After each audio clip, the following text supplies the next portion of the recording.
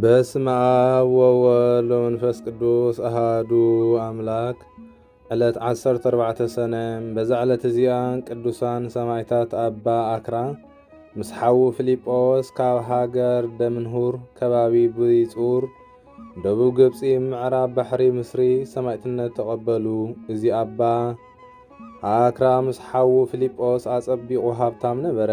ምስ ክልተ ካህናት ምእንቲ ስም ክርስቶስ ደሞም ክኽዕቡ ተሰማምዑ። ነቲ ሓደ ስሙ ዮሐንስ ነቲ ካልኣይ ከዓ ኣብጥልማ ይበሃሉ። ኣብ ሃገር ቀርጤስ በጽሑ።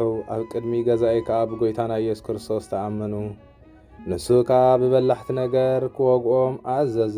እቲ በላሕቲ ነገር ከዓ ፈጺሙ ኣይተንከፎሙን።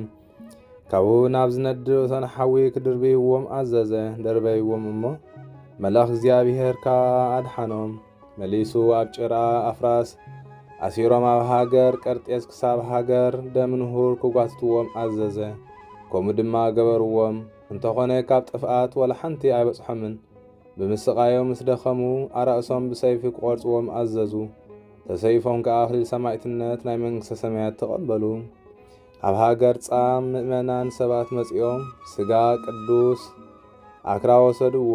ቤተ ክርስቲያን ሃነጽሎም እሞ ስጋኡ ኣብኡ አንበርዎ።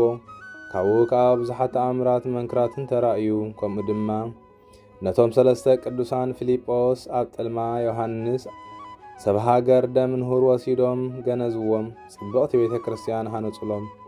ኣብኣ ድማ አንበርዎም። ካብኣቶም ከዓ ብዙሕ ተኣምርን መንክርን ኮነ። በረኸቶም ምሳና ይኹን ንዘለዓለም ዓለም ኣሜን።